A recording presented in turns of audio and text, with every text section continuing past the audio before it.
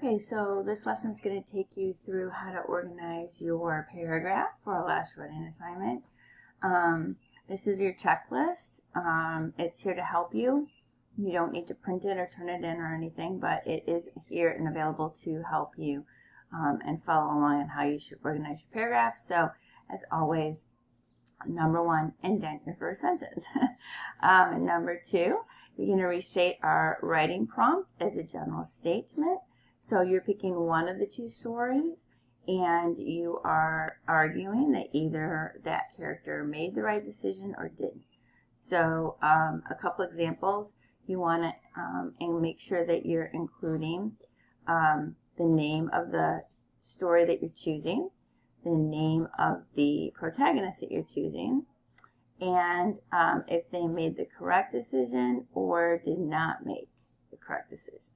Okay, so you could say in the short story, after 20 years, protagonist Jimmy made the correct decision about his friend Bob at the end. Or you could say at the end of the short story, the pitch that didn't work, Sam, the protagonist, did not make the correct decision about Joe, his friend. So you can certainly flip that around too and argue that Jimmy did not make the correct decision or Sam did make the correct decision. So, and you can put these in any order.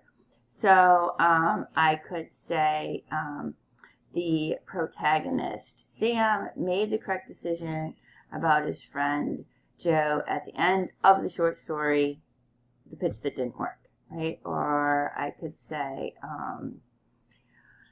the protagonist, Jimmy, did not make the correct decision about his friend Bob at the end of the short story after 20 years. So you can put these in any order that you want.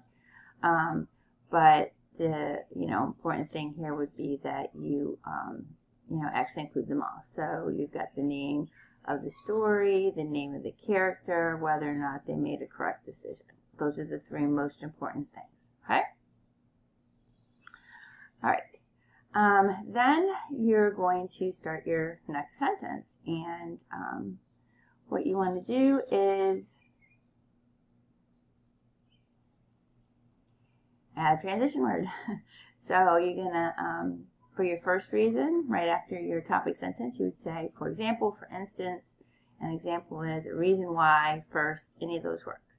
And then you would provide the reason. Okay, so why is it the character made the correct decision or didn't, based on details from the story. So you want to make sure you're including the details of the story in your own words.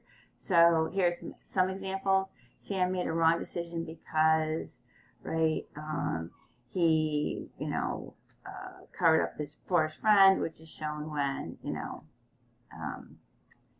he lied to the coach, right? Jimmy made the right decision because he could have lost his job as a cop, which showed that, he was an honest man, right? So you can put the details from the story in this example, and our first example here. This is the reason and this is the details, and in our second example, this is the details and this is the reason. Okay, so you can do it in either order. And then you're going to provide a quote, right? So you're going to provide a direct quote from the text that supports your example up here. Okay, you want to make sure that you are writing it exactly as the text. So when you pull it out, you want to make sure you start with an introductory anchor, right? So the author wrote, right? The author said that, something like that. And then your quote. You're going to cite each quote, make sure you cite it, following with the last name of the author and the page number in parentheses, following the quote. And there's a separate lesson that takes you through the details on that if you want to double check and make sure that you're doing it correctly. After you include your quote, the last kind of step in an example is to explain. And in this case, we need to explain how or why the decision was right or wrong. So how is this a good decision or how is it a bad decision? How is it right? How is it wrong? And this might be how the character might have been affected if the decision was different, or why the actions are consistent with friendship or not. So just some examples, Sam covered up for Joe. Because Sam covered up for Joe will not have the opportunity to learn to be a better pitcher, right? Or better friend, or, you know, learn to take responsibility. There's a lot of things that you could say there. Another example is Jimmy had not turned Bob in. Jimmy might have lost his job as a police officer, right? Because police officers are expected to turn in criminals. So this how or why it was the right or wrong decision, how it will affect the other characters in the story, the decision, okay? Either in a good way or in a bad way. And then you're going to repeat, starting with step 3 and going through step 6. So if we look up at step 3, that's add in a transition word. And I have different examples here for your second example and your third. So the requirement is, you know, you want at least 2. I gave you an extra box for 3 if you want to provide 3.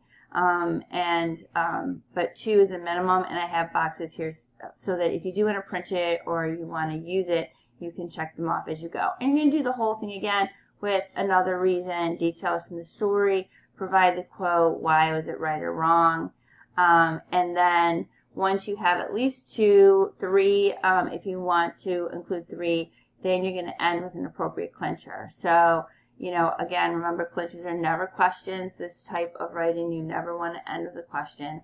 You can end with figurative language, right? Comparing their friendship or the decision to something else, you know, simile, personification, metaphor, something like that. A strong opinion, right? You know, like what did the characters show about themselves, right?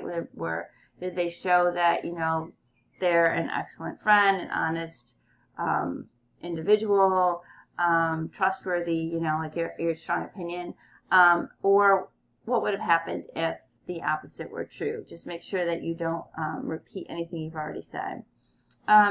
Once you have it done, you do need to reread it, revise and edit. Make sure that your answer does not include any graveyard words. Those are attached as a separate file for your reference. They are in your binders, but just in case, I'm attaching a copy of the graveyard words specifically for this assignment. Remember, you can't use pronouns like I think, I believe, and no contractions.